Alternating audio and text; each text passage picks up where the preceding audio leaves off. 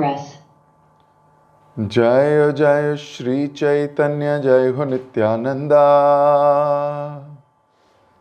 जय अद्वैत चंद्र जय गौर भक्त वृंदा। जय जय श्री चैतन्य जय हो नित्यानंदा, जय अद्वैत चंद्र जय गौर भक्त वृंदा। जय जय श्री चैतन्य जय हो नित्यानंदा, जय अद्वैत चंद्र जय गौर भक्त वृंदा। हरे कृष्ण। आप सभी का बहुत बहुत हार्दिक स्वागत। छठ गोस्वामियों के विषय में हम लोग पढ़ रहे हैं। कल हमने पढ़ा कि रघुनाथ दास गोस्वामी महाप्रभु के चरणों में गिर पड़े हैं, रो रहे हैं और पुकार कर रहे हैं कि कब उनका उद्धार होगा। महाप्रभु से प्रार्थना कर रहे थे कि कब इन सिपाहियों के हाथ से मैं मुक्त होऊंगा और आपके साथ नीलाचल में रहूंगा। मुक्त होना सॉल्यूशन नहीं है। मुक्त होके क्या करूंगा ये ज्यादा इंपॉर्टेंट है। मुक्त होके आपके साथ नीलाचल चलूंगा। कब तक मुझे पशु के समान जीवन व्यतीत करना होगा? रोज विषय रूपी विष मैं पीता हूं और आप कब तक मुझे दूर रखोगे? आपका आविर्भाव तो मुझे या मुझ जैसे पतितों का उद्धार करने के लिए हुआ है। कब तक मैं ऐसा जीवन व्यतीत करूंगा? सोचिए, रघुनाथ दास गोस्वामी कह रहे हैं मैं कब तक पशुओं के जैसा जीवन बिताऊंगा। पशु का जीवन है क्या? सिपाही आगे पीछे, बड़ा घर, नौकर चाकर, 56 भोग नहीं 100 भोग लगते होंगे रोज।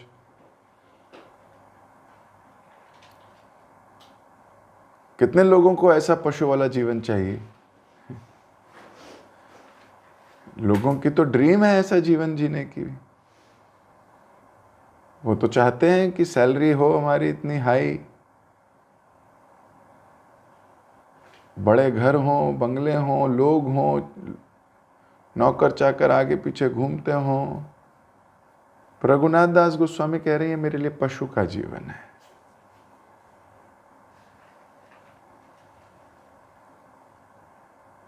उनकी जो वो जैसा जीवन व्यतीत कर रहे हैं उनको वो थर्ड क्लास लग रहा है, थर्ड क्लास जीवन। पर संसार तो ऐसा थर्ड क्लास जीवन के लिए आतुर है।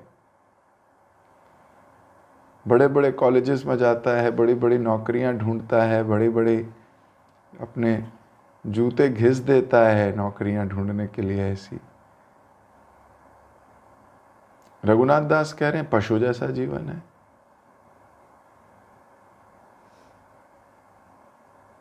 मैं कब आपके साथ नीलाचल में रहूंगा? महाप्रभु के पास ऐसा क्या है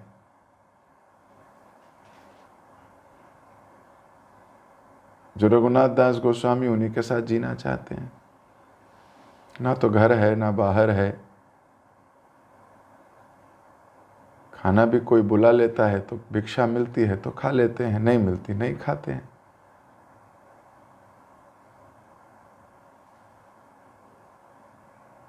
ऐसा जीवन क्यों जीना है रघुनाथ दास गोस्वामी को? ऐशो आराम प्राप्त करने की होड़ लगी है। मेरा बिजनेस चल जाए, मेरी नौकरी में तरक्की हो जाए, यही सब तो चल रहा है। नहीं, the entire world is looking after this. In fact, they are running after this. Raghunath Das कह रहे हैं ये पशु का जीवन है. Consciousness is so highly elevated.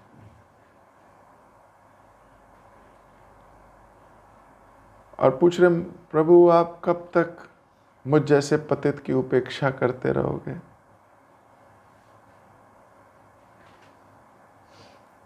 वो जो छोड़ना चाहते हैं हम तो उसे प्राप्त करने के लिए आतुर हैं, पागल हैं.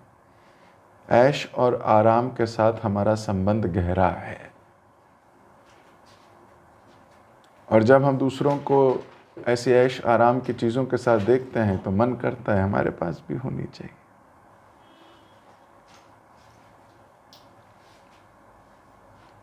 और वहीं एक दैत्य रावण हमारे हृदय में जो बैठा है वो मांगता रहता है, मुझे भी चाहिए, मुझे भी चाहिए. क्या चाहिए? सब कुछ चाहिए.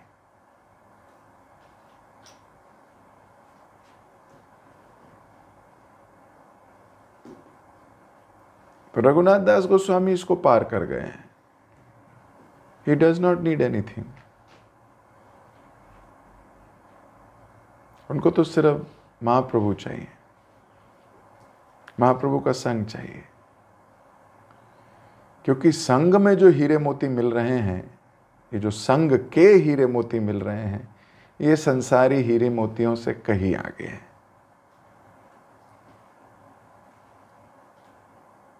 ये पहचान तो कोई भक्त ही कर सकता है. भगवान के चरणों में चढ़ी हुई तुलसी की जो कीमत है ये तो भक्त ही देख सकता है. नॉर्मल व्यक्ति कहेगा पत्ता दे रहे हैं हमें प्रसाद में. भक्त क्या कहेगा? भक्त कहेगा आज तो मेरा भाग्य उदय हो गया. भगवान के चरणों में चढ़ी हुई तुलसी उसके लिए कितनी कीमती है. अब तुलसी का उदाहरण दे रहा हूं, ऐसे ही और भी असंख्य चीजें हैं, लेकिन दृष्टिकोण की बात कर रहा हूं बस. रघुनाथ दास गोस्वामी का दृष्टिकोण इन संसारी चीजों में है नहीं. वो तो इनसे उद्धार चाहते हैं. हमें टटोलना होगा अपने हृदय को कि हम क्या चाहते हैं. क्या हमारी चाहत और हमारे आचार्यों की चाहत मैच करती है? खैर, अंतर्यामी प्रभु ने रघुनाथ को उठाकर हृदय से लगा लिया. रघुनाथ के मन की सब बात जानते हुए भी उस समय उनसे कुछ नहीं बोले.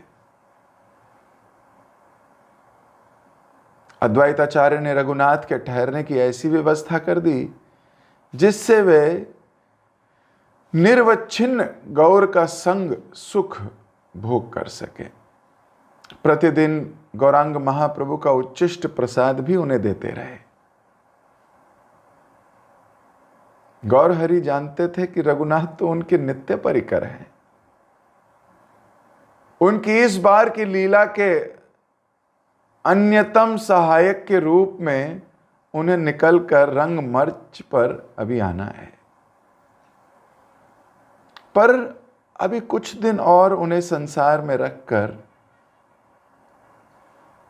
उसके लिए सुगठित करना था उन्हें. एक दिन उन्हें आश्वस्त करते हुए प्रशांत स्वर में बोले. चैतन्य चरितामृत में इसका वर्णन आता है.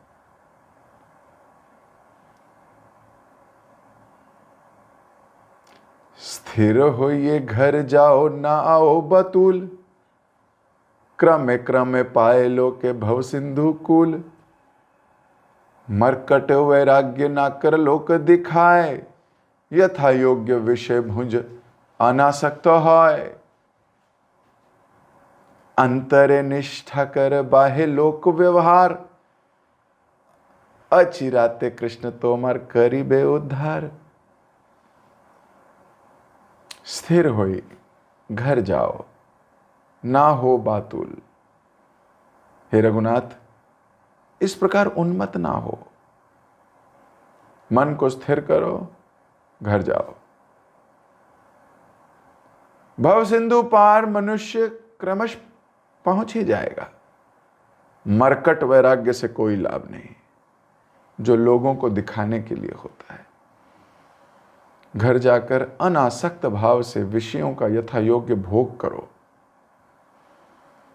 अंतर में प्रभु पूर्ण निष्ठा रखते हुए बाहर लौकिक व्यवहार करो। कृष्ण तुम्हारा शीघ्र उद्धार करेंगे। अब रघुनाथ दास को महाप्रभु ने ऐसे वचन कहे, बोले मन को सीधा करो, घर जाओ। अब रघुनाथ दास गोस्वामी तो घर छोड़ के यहां आना चाहते हैं और महाप्रभु बोल रहे हैं घर जाओ। अच्छा, और ऊपर से ये भी कहते हैं कि मरकट वैराग्य नहीं होना चाहिए, जो दूसरों को दिखाने के लिए होता है, देखा मैं कितना बड़ा त्यागी हूं। अब महाप्रभु रघुनाथ दास को ये कह रहे हैं, सोचिए रघुनाथ दास पे क्या बीती होगी। आप वैराग्य, थोड़ा वैराग्य जेन्युइन दिख रहा है मान लो, और सीनियर बोल रहे हैं मरकट वैराग्य मत दिखाओ, घर जाओ, तो आप तो लड़ पड़ोगे। आप कहोगे अरे इनको समझ में ही नहीं आ रही, मेरे दिल की बात समझ ही नहीं सकते ये, मैं इतना जेन्युइन बोल रहा हूँ, मुझे नहीं रहना वहाँ, और ये कह रहे हैं ये मरकट वैराग्य है जो दूसरों को दिखाने के लिए है। क्या रघुनाथ दास गोस्वामी का वैराग्य दूसरों को दिखाने के लिए था? हाँ या ना? पर महाप्रभु तो कह रहे हैं आपकी राय और महाप्रभु की राय मैच नहीं करती।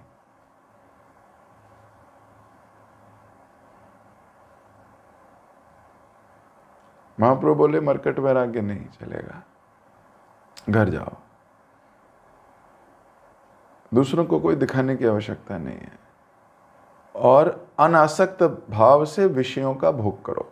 भगवान बोले घर जाके एंजॉय करो, लेकिन अटैच मत हो जाना उस एंजॉयमेंट से।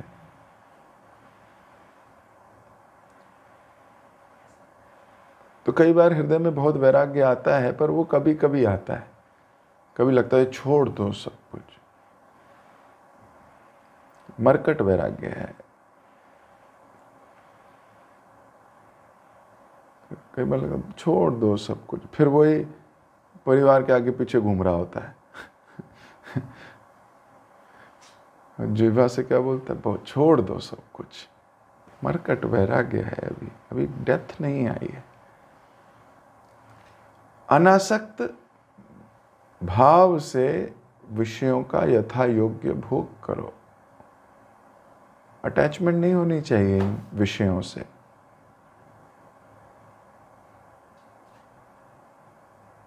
कैसे पता लगे अटैचमेंट है? अगर आपको क्रोध आता है तो मतलब अटैचमेंट है।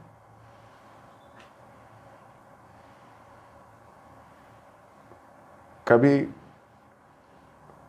प्रसाद खाने पे बैठे हो और चीज़ें आपकी पसंद की नहीं है और गुस्सा आ रहा है, इसका मतलब अटैचमेंट है अभी। कभी आपकी वाइफ आपके अकॉर्डिंग काम नहीं करती तो गुस्सा आता है आपको, तो आपको अटैचमेंट है अभी। कभी आपके हस्बैंड आपके अकॉर्डिंग नहीं चलते और आपको क्रोध आ रहा है, तो आपको अटैचमेंट है अभी। कभी आपके बच्चे आपके जैसे बात नहीं करते, आप जैसा कार्य नहीं करते और आपको गुस्सा आता है, तो आपको अटैचमेंट है अभी।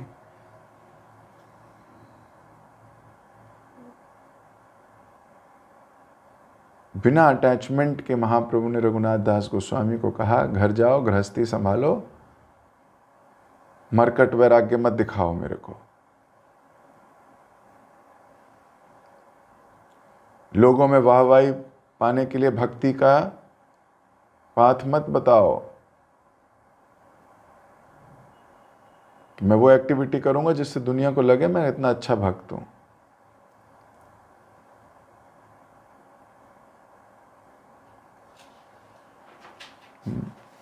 कई बार संसार में होता है ना, भक्तों के बीच में तो ऐसे भक्ति वाले काम करते हैं हम,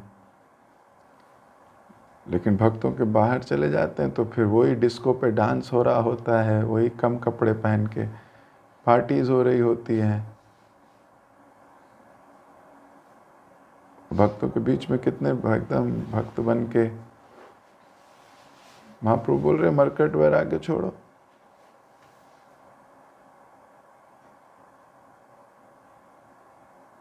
अनासक्त भाव से घर जाओ। पहले इस बात की ट्रेनिंग लो।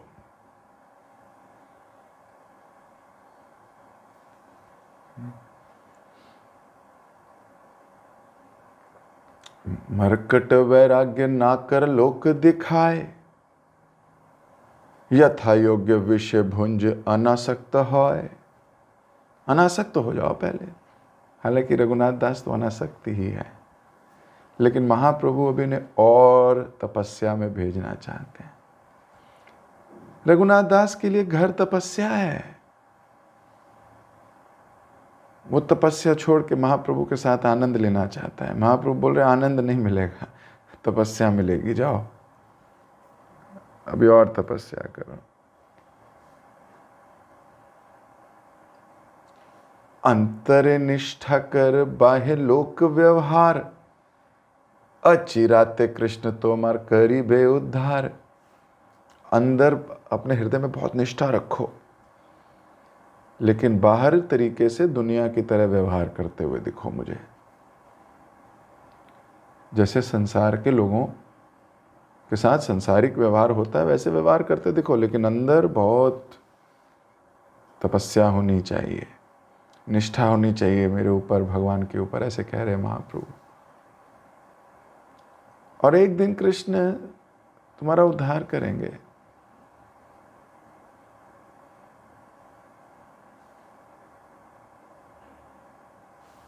और फिर ये भी बोलते हैं, वृंदावन देखी जबे आसी भो नीला चले, तबे तू भी आमा पाश आसी कौन छले।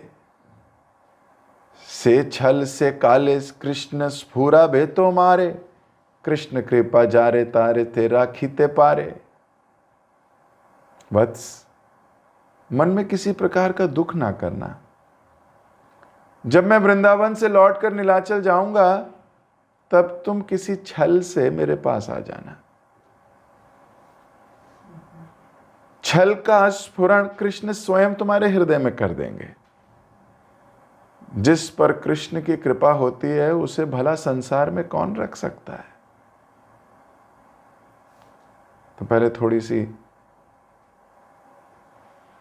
मरकट वैराग्य पे बोल दिया और बाद में बोला चिंता नहीं करो, थोड़ा छल कर लेना। तो बोले क्या मेरे दिमाग में छल आएगा? बोले अपने आप आ जाएगा। कौन देगा? बोले कृष्ण देंगे।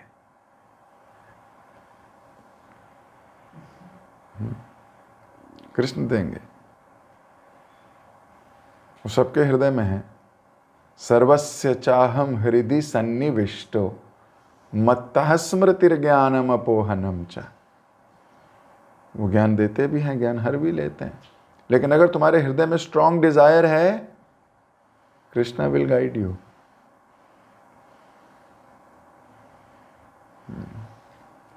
Krishna will give you intelligence.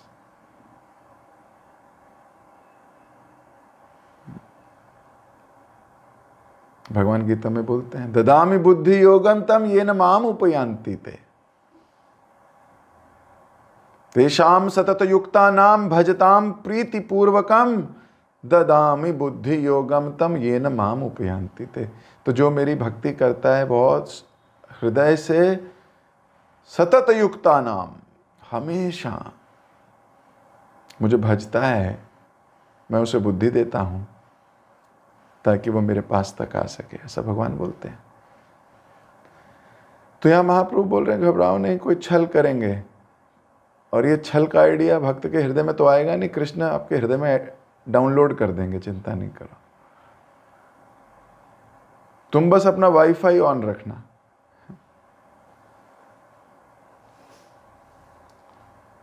अपना ब्लूटूथ, अपना वाईफाई ऑन रखोगे तो कहीं ना कहीं कैच कर लेगा। अब जो डब्बा है जिसका हृदय सारा दिन भौतिक चीज़ें ही ढूंढता रहता है, वो क्या स्कैन करेगा भगवान के सिग्नल को?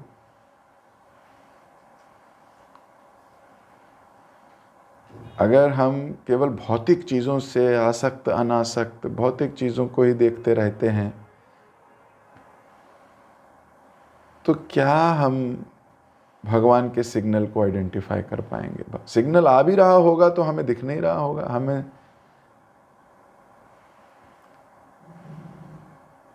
दोष दृष्टि दोष देखती रहेगी, उसे दोष सिग्नल दिखेंगे सारे के सारे। कैसे करेगा व्यक्ति?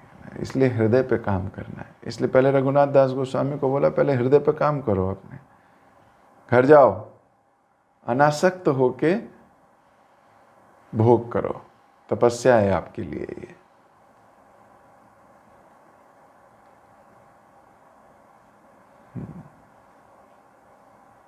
अंदर से निष्ठा रखो हृदय में, और बाहरी लोगों के साथ बाहरी व्यवहार करो,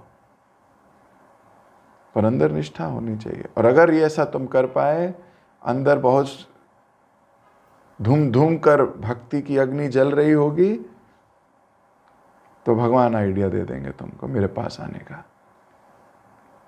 मैं वृंदावन से नीलांचल जाऊंगा, तब आ जाना, अभी मत आओ। प्रभु का इंगित समझने में रघुनाथ को देर न लगी, समझ गए। अभी नहीं, थोड़े दिन बाद, पर वीजा लग गया है, टिकट नहीं मिली है, वीजा सैंक्शन हो गया है, फ्लाइट टिकट थोड़े दिनों बाद की है। अब तो रह लूंगा मैं।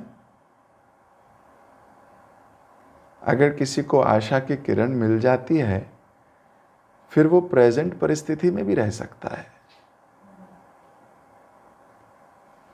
ये जो आशा की किरण है, ये किसी को प्रेजेंट खतरनाक, घटिया, कैसा भी जगह हो, ये उसमें जी लेगा फिर, क्योंकि उसको पता है कि दुख के दिन थोड़े ही बचे हैं, फिर ये झेल लेता है।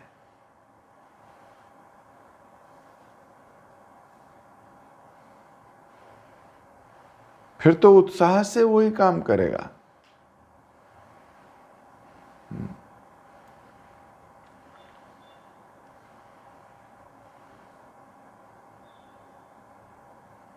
थोड़ी ही देर कष्ट की है, झेल लो, थोड़े दिनों बाद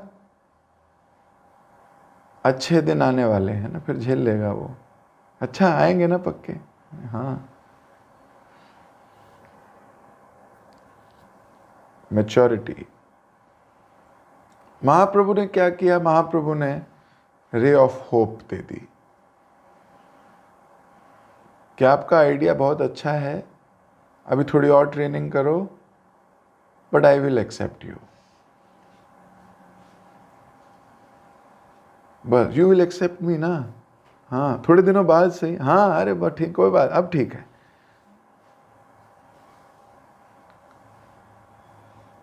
भगवान मिलेंगे ना?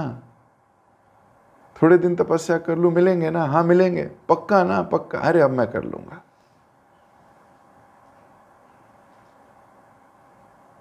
ये आशा जो है, ये बहुत बड़ी चीज है। तो शास्त्र, गुरु हमें आशा ही देते हैं, नहीं तो इस मटेरियल जगत में रहना बहुत मुश्किल है। आसपास भेड़ियों के साथ रहते हैं हम, मौका देख के चीर फाड़ करने को रेडी रहते हैं। आप चाहे उनको अपने मित्र कहो, संबंधी कहो, ऑफिस में काउंटर पार्ट्स कहो, आप उनको कुछ भी कहो, they are always ready to gun us down, hunt us down, put us down, always ready. छोटी सी गलती करके देखो कैसे चिल्लाएंगे आपके ऊपर। वो गलती को इतना बड़ा करके दिखाएंगे।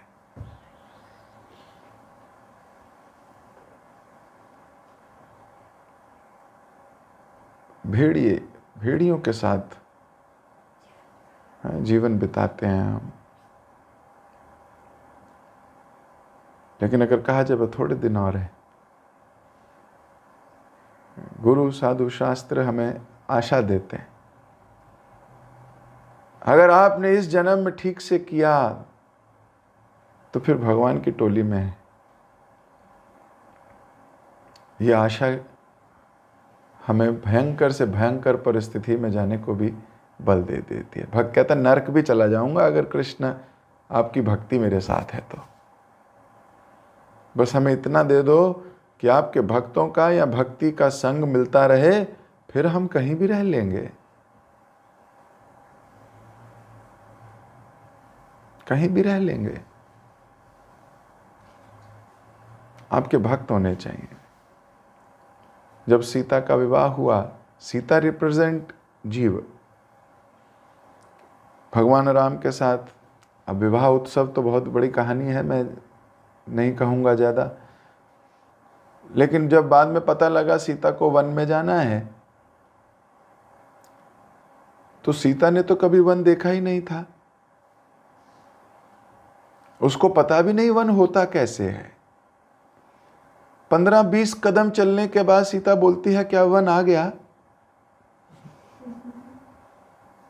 राम कहते हैं अभी नहीं आया। फिर आधा घंटे के बाद सीता पूछती है अब आ गया क्या? तो राम बोलते अभी नहीं आया।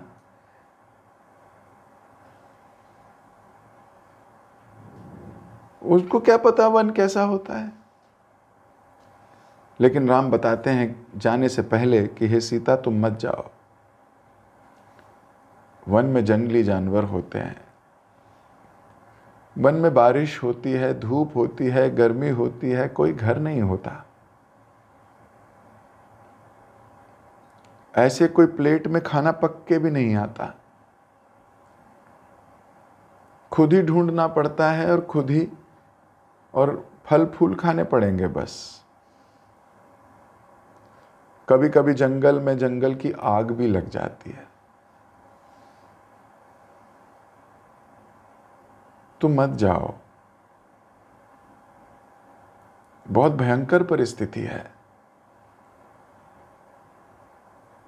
ना मैं तुम्हें घर दे पाऊंगा वहां, ना कपड़े हैं, ना खाने के लिए कोई ऐसी किचन है,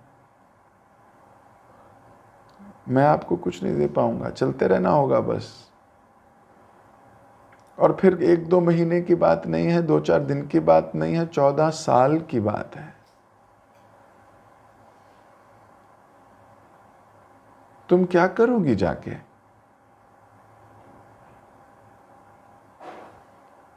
आपको कहा जाए कि 3 days एक्सपीडिशन है, 3 दिन के लिए जाना है जंगल में, कोई खाने को नहीं लेके जाना, कोई एनर्जी बार्स नहीं लेके जानी, कोई पानी की बोतल नहीं लेके जानी, ऐसे ही जाना है बस। यात्रा इन काम में वन। 3 days यात्रा, नो क्लोथ्स, अपने जो पहन के जाओगे वही है बस। नो फूड, खाना भी नहीं है, कोई दवाई भी नहीं लेके जानी, कोई खाना नहीं लेके जाना, कोई पानी की बोतल भी नहीं लेके जानी है। अगर हम अभी रजिस्ट्रेशन ओपन करें ऐसी यात्रा का तो कौन जाएगा हमारे साथ?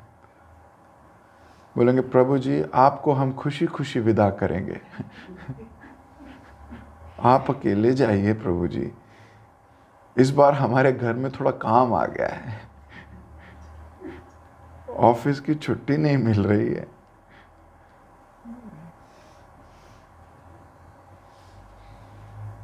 नहीं जा पाएंगे।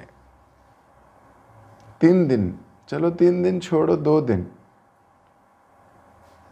आपातकालीन परिस्थिति को मैंने निश्चितता दे दी, 2 दिन कर दिए। अब नहीं प्रभु जी, वो काम थोड़ा इंपॉर्टेंट है। अच्छा चलो 1 दिन,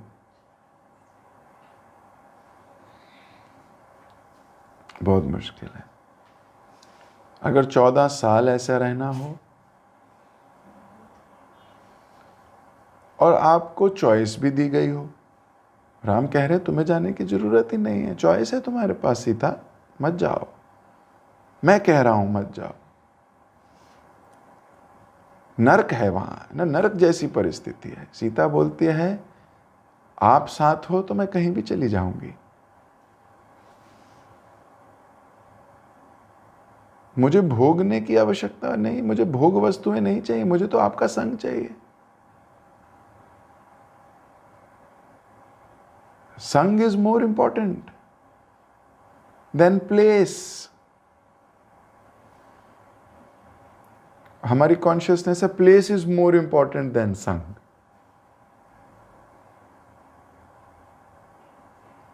दूषित कॉन्शियसनेस है और वहां पवित्र कॉन्शियसनेस। जीवात्मा, सीता कह रही है नहीं, जहां पर भी भक्त हैं, भगवान है, मैं वहां जाऊंगी। I am okay, I am ready. In fact she is excited.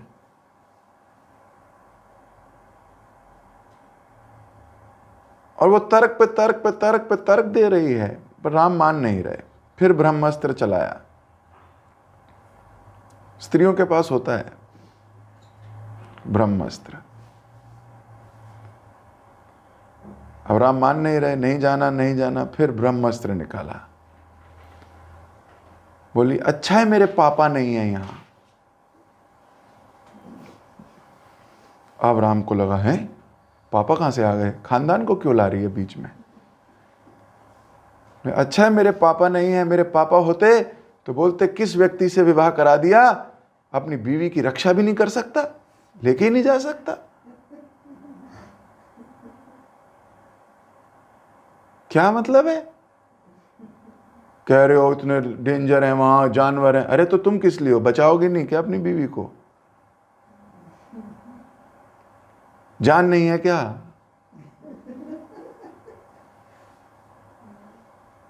अगर मेरे पापा होते तो सोचते किससे विवाह करा दिया, सीता का। अब राम को चुभ गई। राम ने कहा सीता पैक कर लो, चलो भाई अब वीजा सैंक्शन है, चलो। ये ब्रह्मास्त्र काम आता है कभी कभी।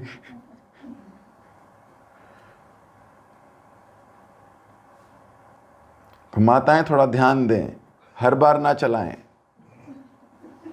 ठीक, नहीं तो खत्म हो जाए तुम्हारे ब्रह्मास्त्र में, जान नहीं बचेगी। कभी कभी चलाने के लिए होता है।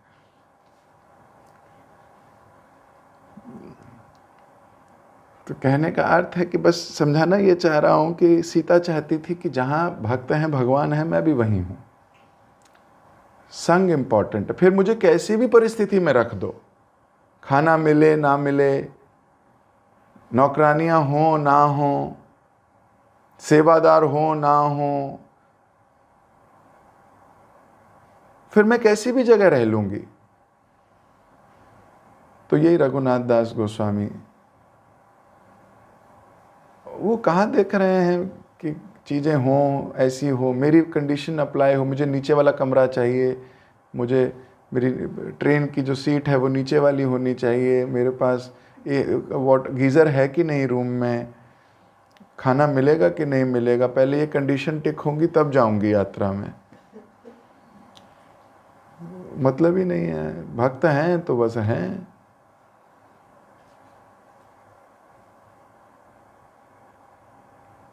कोई कंडीशन नहीं, बस एक कंडीशन है, डिवोटी साथ हैं कि नहीं।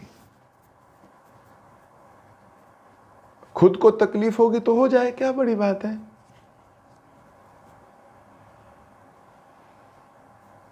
जब तक अपनी तकलीफ याद रखोगे, भगवान की तकलीफ दूर नहीं कर पाओगे। जब भगवान के लिए स्वयं को तकलीफ लेने लगोगे, कृष्ण के लिए स्वयं को कष्ट में डालोगे, तब कृष्ण मिलेंगे।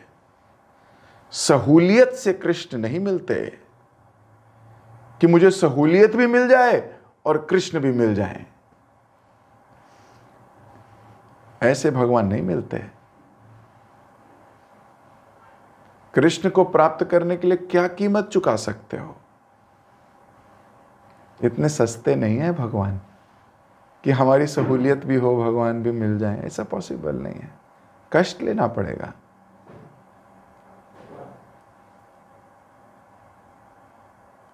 अभी होप मिल गई रघुनाथ दास को कि महाप्रभु स्वीकार करेंगे। उनके स्नेहपूर्ण विश्वास भरे वाक्यों से इस बार उनके अंतर की ज्वाला कुछ प्रशमित हो गई। अब वो जब घर लौटे तो एक आश्चर्यजनक परिवर्तन है। घर वालों की तो खुशी का और छोर ही नहीं है। ना तो वो उदासीनता है, पहले बैठ जाते थे सोचते रहते थे महाप्रभु को, अब वे माता पिता से, दास दासियों से हंसकर बोलते हैं, हास परिहास द्वारा पत्नी को भी खुश रखते हैं, घर के काम काजों में रुचि दिखा रहे हैं। ये क्या हो गया रघुनाथ को? घर वाले तो खुश हो गए। यही तो पहले उदास रहता था, कोने में पड़ा रहता था, कुछ बोलता नहीं सारा दिन, हा गौरांग हा गौरांग। अब तो चुटकुले सुनाता है। लगता है भक्ति डाउन हो गई।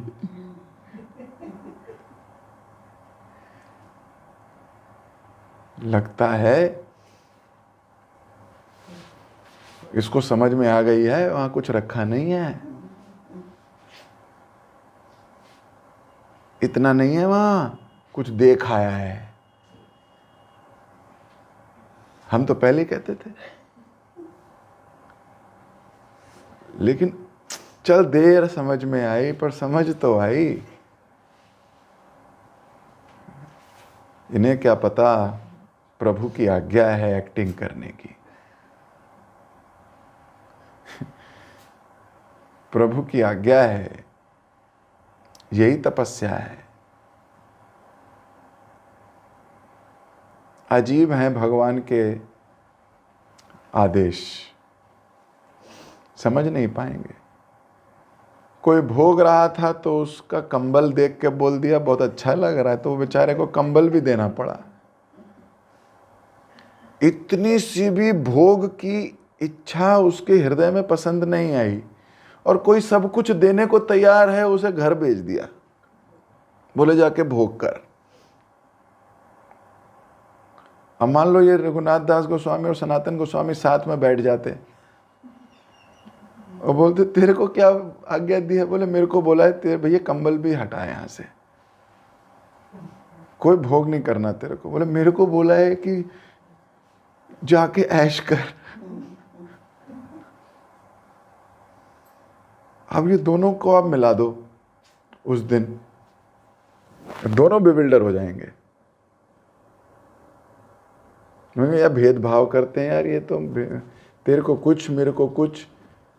तेरे को बोल दिया कि ना ये कहीं नहीं, तुम बिल्कुल मेरे साथ रहो। सनातन गोस्वामी को जगदानंद ने कह दिया था वृंदावन चले जाओ, तो सनातन गोस्वामी पूछ रहे हैं महाप्रभु मैं वृंदावन जाऊं? महाप्रभु बोल रहे हैं कहीं नहीं जाना, यहीं रहे मेरे साथ। रघुनाथ दास कह रहे मैं आपके साथ रह लूं, बोल रहे चल घर वापस। ये हो क्या रहा है? ये हम सही आदमी के पास पहुंचे हैं? नहीं पहुंचे। एक को कह रहा है घर जाओ, एक को कह रहा है चला मत जाना कहीं, यहीं रह मेरे साथ। लगता है इससे ज्यादा प्यार करते हैं। ये आदमी की दूषित मेंटेलिटी है जो जजमेंट करने लगती है। जब आपको कोई चीज देख के उसके प्रति कुछ बोलने का विचार आए, जजमेंट देने का विचार आए कि इससे ये लगता है, समझ लो गलती करने वाले हो। इसी बुद्धि को रोकने की ट्रेनिंग करनी है, और यही ट्रेनिंग गुरु की आज्ञा में होती है। किसी को कुछ बोला जाएगा, किसी को कुछ बोला जाएगा, लेकिन वो इस पे जजमेंट पास ना करे।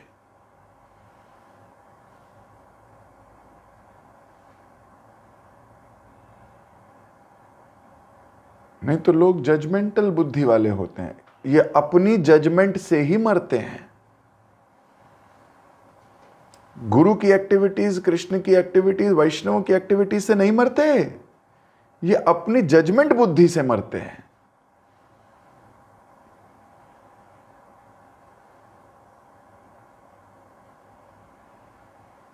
जब इतने शुद्ध हो जाओगे कि जजमेंट से भी आगे निकल गए, तो आप असली टेस्ट ले पाओगे भक्ति का। Then you will be able to enjoy. Raghunath दास गोस्वामी के लिए यही तपस्या थी। घर जाओ, हंसते हंसे खेलो, पर अंदर भक्ति करते रहो, धधकते रहो ये भावना को। पर सनातन गोस्वामी के लिए ये भाव नहीं थे। रूप सनातन के लिए क्या था? हो गया तुम्हारा बहुत भोगना, वापिस आओ। हर एक की अलग अलग स्टेज है, और उस स्टेज के हिसाब से उसकी दवाई।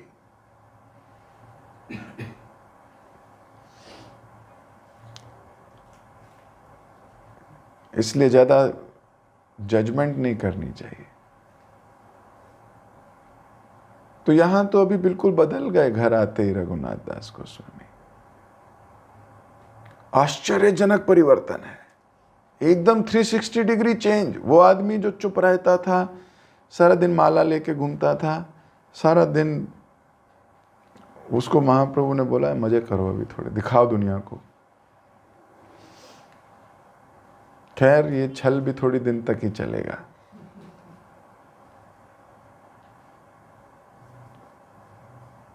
इसको हम चर्चा करेंगे अब कल।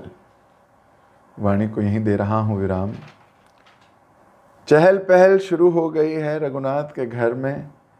हंसी मजाक, अच्छा माहौल जिसको संसारी लोग बोलते हैं, खुशनुमा माहौल चल रहा है। माता पिता बड़े खुश हैं।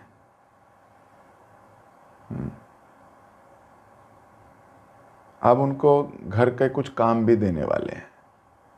बोले अब तो लड़का सही हो गया, अब क्या करो, इसे जिम्मेदारी देते हैं अब कुछ, है ना भाई। अब आगे बढ़ना है इसको गृहस्थी में ही, तो इसको गृहस्थी के कुछ कामों की जिम्मेदारी देंगे अभी कुछ। तो उसकी चर्चा हम कल करेंगे। जगत गुरु श्रील प्रभुपाद की जय, श्री रघुनाथ दास गोस्वामी की जय। हरे कृष्णा। किसी भक्त का कोई प्रश्न या कोई टीका या कोई उलझन या कोई रियलाइजेशन? ठीक है, ओके। हरे कृष्णा। हरे कृष्णा प्रभु जी, धन्यवाद, प्रणाम। थैंक यू सो मच प्रभु जी, बहुत सुंदर क्लास के लिए। आज की क्लास में आपने हमें ये बताया कि जिसके लिए भक्ति प्राथमिकता है, उसके लिए ये धन, यश, संसार की जो हीरा मोती है, सब तुच्छ है। जैसे रघुनाथ दास गोस्वामी के लिए तो हमें अपने आप में टटोलना है, या हमारा मूड हमारे आचार्य की मूड से मैच कर रहा है या नहीं, या भोगने की मूड। और आपने हमें मरकट वैराग्य के बारे में बताया कि कभी कभी हृदय में ये वैराग्य जागता है कि हम सब कुछ छोड़ देंगे, फिर थोड़ी दिन में हम वही चीज को फिर भोगने लग जाते हैं। तो इसमें आपने एक छोटा सा एग्जाम्पल दिया कि हम तो भक्तों के साथ कीर्तन में डांस करते हैं, फिर जब संसार में निकलते हैं वहाँ पे डीजे पे भी डांस करते हैं, तो वहाँ से पता चलता है हम दिखावे के लिए भक्ति करते हैं। तो यहाँ पे महाप्रभु रघुनाथ दास गोस्वामी को कह रहे हैं कि तुम जाओ संसार की चीज को भोग करो, पर उसमें अटैच मत करो, भजन करते रहना और वेट करना। और यहाँ पे भगवान यहाँ पे उनको बुद्धि भी दे रहे हैं, और इसमें आपने ये बताया भगवान बुद्धि भी देते भी हैं, हर भी लेते हैं। हमें बस अपना जो आध्यात्मिक वाईफाई है उसको ऑन रखना है, भगवान से जो सिग्नल आएगा उसके कैच करने का। इसमें आपने ये भी बताया कि गुरु साधु शास्त्र हमें आशा दिखाते हैं कि भगवान को कैसे प्राप्त करेंगे। तो बस हमें वही आशा को बनाए रखना है और हमें उस सिग्नल का वेट करना है। इसमें आपने सीता माता जी का एग्जाम्पल दिया कि वो चाह रहे थे कोई भी परिस्थिति आए मैं चलेगा, मैं पर भक्त का संग, भगवान या भक्त का संग करना चाहता हूँ। जगह इतना इम्पोर्टेंट नहीं, तो उनके लिए संग ज्यादा इम्पोर्टेंट था, जगह इतना इम्पोर्टेंट नहीं था। जब तक हम खुद मतलब भगवान के लिए तकलीफ नहीं लेंगे तब तक हम भगवान को नहीं प्राप्त कर पाएंगे। और लास्ट में आपने ये बताया कि गुरु हमें आज्ञा देते हैं कुछ और दूसरों को कुछ और देते हैं, तो उसमें हमें जजमेंट नहीं करना है कि किसके लिए क्या सही है क्या गलत है, क्योंकि गुरु को पता है किसके लिए क्या सही है। तो अपनी अपनी स्टेज के हिसाब से गुरु आज्ञा देते हैं, तो हमें जजमेंटल बुद्धि को दूर रखना है, इससे दूर है। थैंक यू सो मच प्रभु। सभी भक्तों को भी धन्यवाद इतने प्रेम पूर्वक श्रवण करने के लिए।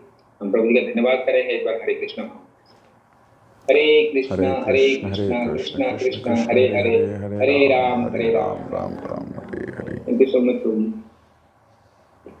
हरे कृष्णा।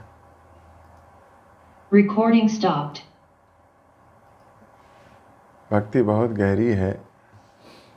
जितना कोमल हृदय से सुनेंगे उतना आनंद होगा, जितना कॉम्प्लिकेटेड दिल होगा उतनी प्रॉब्लम्स होंगी। Bhakti is simple for simple people, bhakti is complicated for complicated people, simple for simple people. So जितने आप सिंपल रहने का प्रयास करोगे उतना ही आनंद होगा, उतना ही अच्छा लगेगा।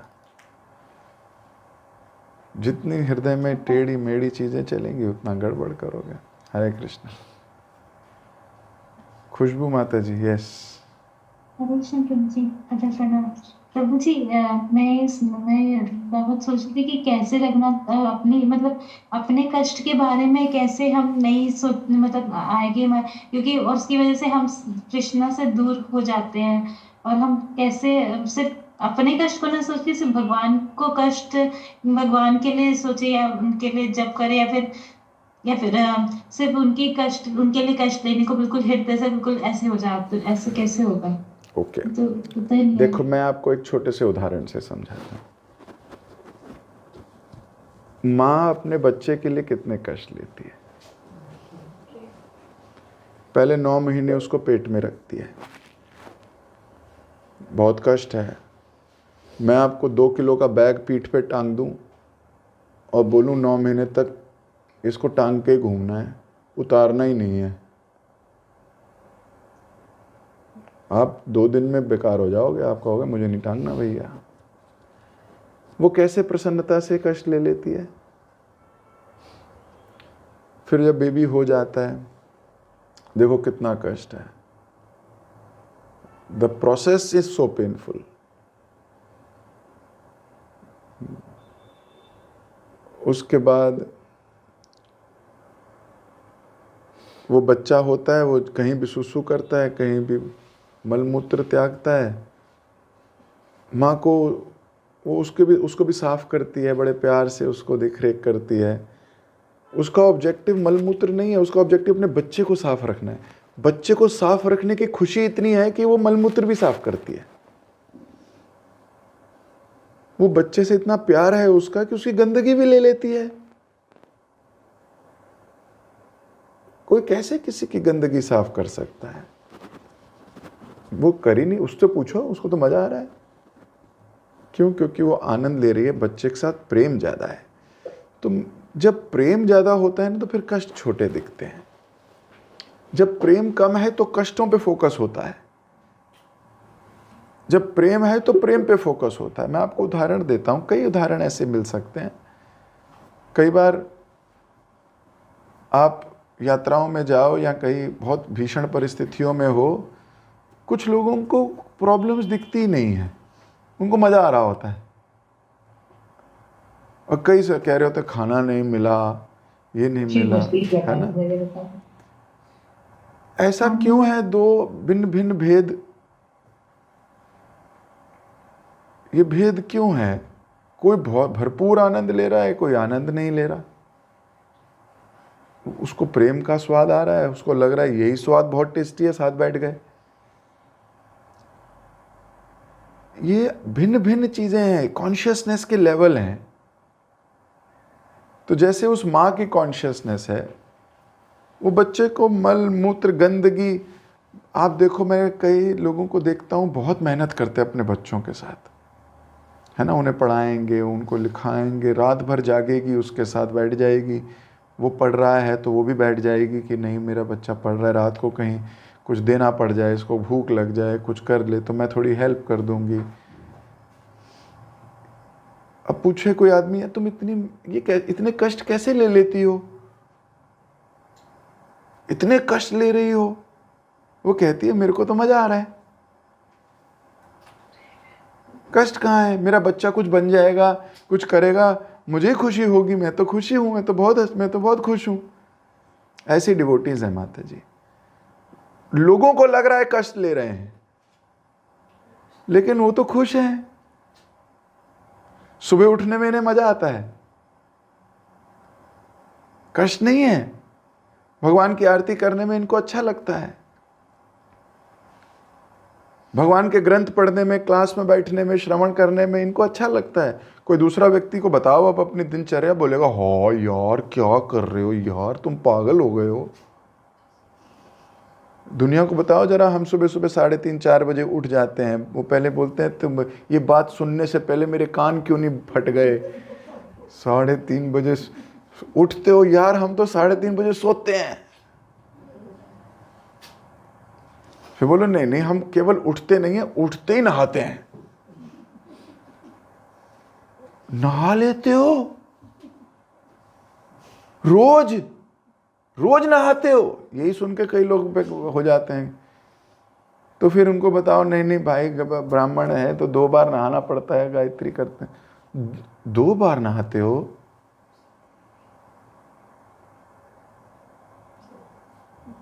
हैं?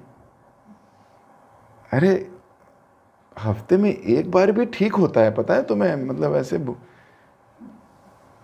तुम दिन में 2 बार, हम तो यार महीने में 2 बार नहाते हैं।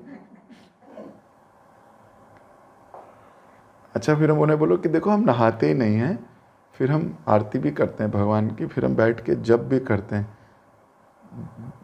बैठते हो? बोले हाँ बैठ जाते हैं। एक ही जगह? बोले हाँ उसी जगह। और फिर जप करते हो? वो करते हो। बहुत कष्ट लेते हो यार तुम तो। एक बार मैं ट्रेन में जा रहा था, मैं जप कर रहा था ऊपर बैठ के, अब क्या करूं, तो नीचे वाला आदमी कंबल लेके सो रहा था, ये कंबल उतार के ऊपर देखते मुझे बोलता है अबे भगवान को तो सोने दे यार। अब वो कहना चाह रहा था मुझे सोने दे, पर उसने वो क्या बोल रहा, भगवान को तो सोने दे। सुबह सुबह लग गया उनका नाम लेने में, तो मुझे अपनी गलती का एहसास हुआ कि तेज बोल रहा हूँ, थोड़ा धीरे बोलता हूँ, नीचे वाले भगवान को सोने देता हूँ।